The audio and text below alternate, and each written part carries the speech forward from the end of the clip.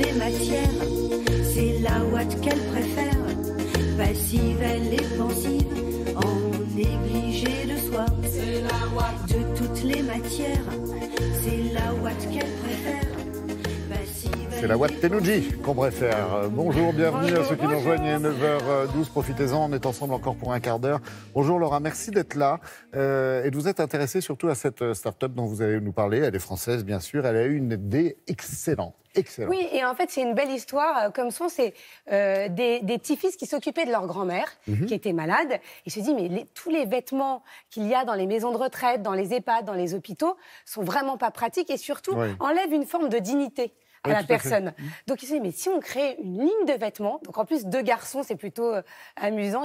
Et pour notre grand-mère, on va lui créer ça, mais pas uniquement pour les personnes âgées, pour les personnes qui souffrent de diabète, qui sont malades, hospitalisées, handicapées, pour leur permettre d'être bien habillées, en tout cas d'être mieux habillées, et tout en permettant au personnel soignant de faire les soins qu'ils ont à faire.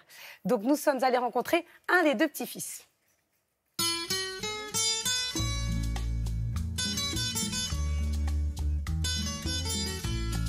Le concept de Granny Suite, c'est une ligne de vêtements adaptée pour les seniors ou pour les personnes handicapées ou à mobilité réduite. On a voulu développer cette ligne de vêtements vraiment pour simplifier la vie, que ce soit du corps médical ou des patients.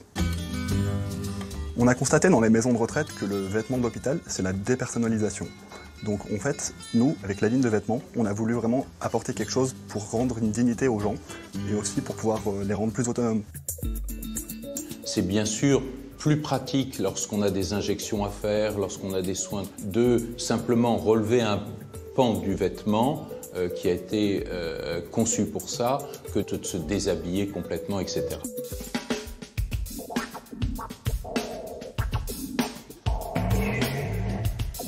Aujourd'hui, nous avons 36 modèles différents, qui sont pour la plupart unisexes.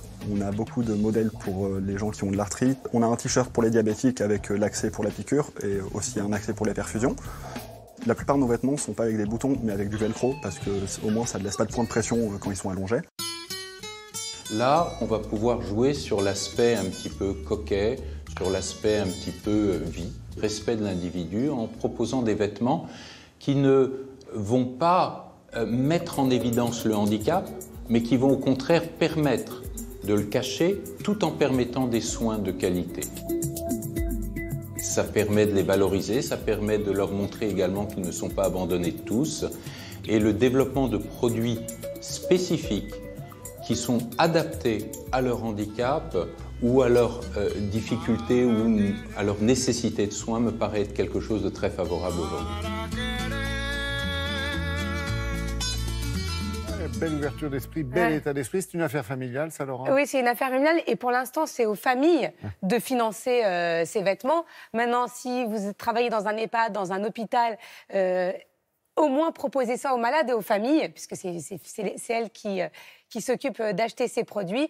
Vous avez vu, c'est au tout début, hein, c'est vraiment les balbutiements, donc ils démarrent. Et c'est bien, si vous avez des belles initiatives, n'hésitez pas comme ça à nous le faire savoir et on les diffusera. Encore un énorme catalogue, mais ça viendra. Oui, mais c'est tout nouveau, ça a quelques mois à peine. Merci beaucoup, Laura.